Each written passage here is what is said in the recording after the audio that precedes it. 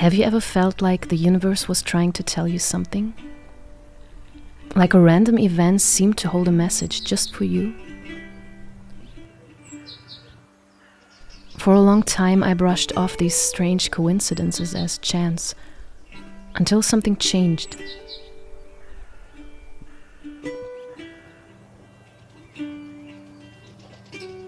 I've always been a bit of a skeptic, not particularly drawn to anything esoteric. Yet I am captivated by things that seem to elude measurement, much like the paradoxes we encounter in quantum science. Maybe you've heard of Carl Gustav Jung, the pioneering psychologist. He introduced synchronicity as meaningful coincidences where external events align with our inner thoughts or emotions, hinting at an invisible thread connecting our inner world with the outer one. It's as if life has a hidden rhythm, a rhythm we can sense if we choose to tune in.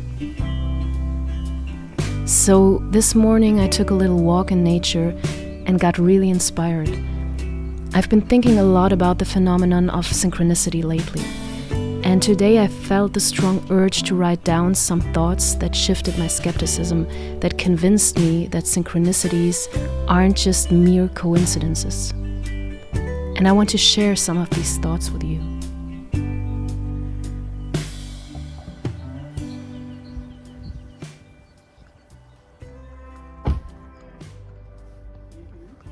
I would like to tell you a little personal story first. When I was 23 years old, I took a trip to a small Croatian island called Lopud. And it was a very short trip. I only stayed there, I think, for 4 days.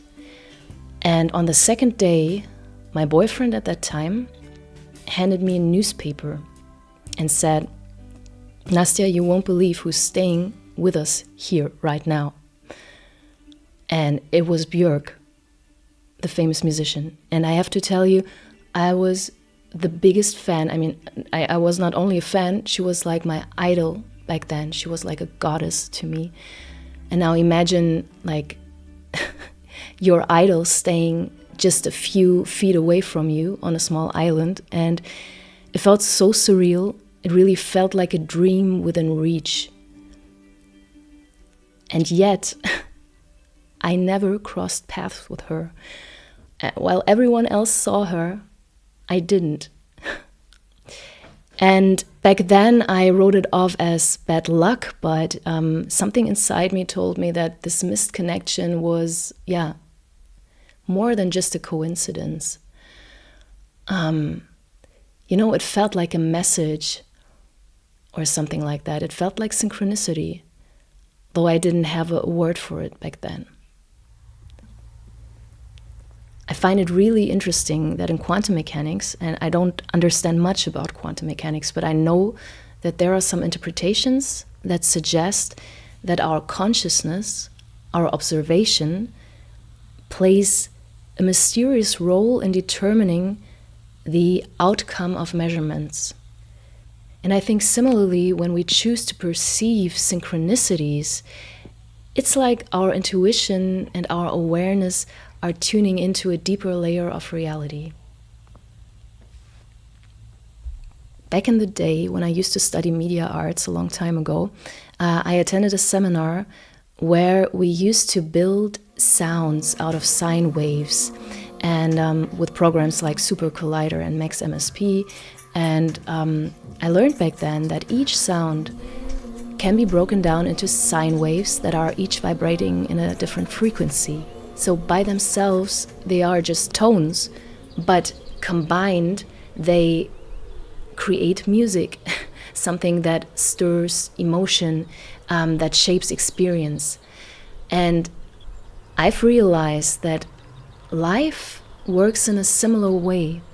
So, events that seem isolated can come together and form patterns that are purposeful. When we choose to notice synchronicity, we're not just passive observers. We're actually tuning into a deeper harmony, or let's say, a composition or a symphony of life. So, what if we approached our life with the same intention as listening to music? Instead of dismissing synchronicities as just random noise, we could see them as part of a composition, a melody that is guiding us to align more deeply with ourselves and with the universe. And here's how I've come to understand it personally, and I've broken it down into different segments. Perception shapes reality. So just like learning to hear patterns in music, shifting our perception helps us to see order in what seems random. Synchronicity invites us to take a closer look and to listen to the subtle rhythm of our lives. In quantum mechanics, the act of observation matters. And similarly, how we listen to life can influence our experiences. By becoming mindful, we begin to transform life's randomness into meaning. So just like harmonious notes resonate, synchronicity feels like the resonance, I would say, between our inner and our outer worlds.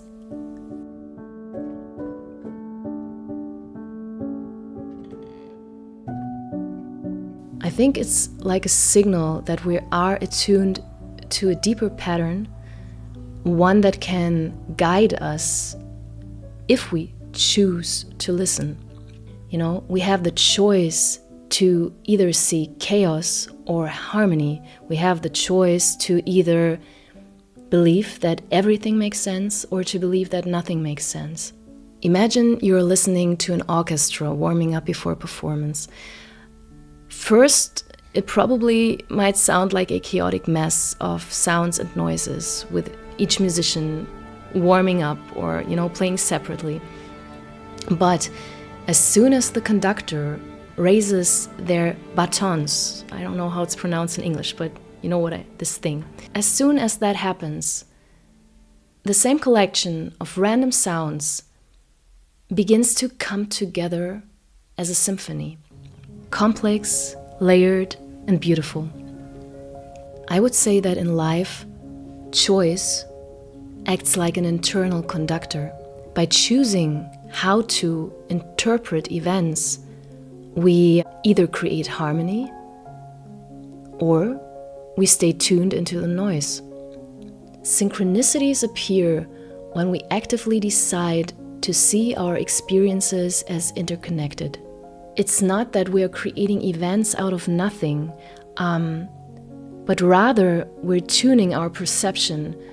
We're noticing patterns that were always there, but might have felt random before. Our choice shapes our experience, just like the conductor's thingies, shapes sound into music. We can also imagine each day like as a radio dial. We can choose to tune into a station that just plays random static noise, for example, or we can choose to adjust it and, just slightly. And then we start hearing a song that resonates with us, with our feelings. And, the music was always there, but it took a choice to hear it clearly. Creating our own evidence, the power of intention. I think that another very important idea is that we can create our own evidence for synchronicity, almost like, planting seeds and then noticing when they start to bloom. When we set an intention, whether it's a desire for clarity, for guidance, or for a sign, it's as though as we are opening a line of communication with the universe or the world around us, however you want to call it. And by focusing our mind in this way, we are more likely to notice evidence that aligns with our intentions. These aren't mere coincidences. they are actually moments of synchronicity that were born out of our own intention and openness to receive. So in essence, creating our own evidence is like priming our mind to look for patterns. And these events might really seem small and subtle sometimes, not always as big as my experience with Björk on the island, but our awareness is able to magnify them, and this adds like a significance because we choose to look. It's a little bit like when, as if you would be walking through a dark forest with a flashlight, and wherever you point this flashlight, you start noticing things that you wouldn't notice in the dark. And I think synchronicity is like shining that flashlight on meaningful moments, creating, a path through the unknown. And the forest was always there, at least most of the time, but the light reveals what was hidden before. So by choosing to see meaning, by setting intentions, and by noticing signs, whatever they may be, numbers or angels or whatever, doesn't matter. By doing that, we create a framework of evidence, and a framework of evidence that the universe is communicating with us. And this doesn't mean that we're forcing meaning onto every random event, but rather that we learn to tune our awareness to resonate with moments in which we feel connected. I think synchronicity is a little bit like learning a new language. At first it may, seem awkward or even silly. We might feel clumsy, but over time, as we refine our ability to listen and interpret, it just becomes natural.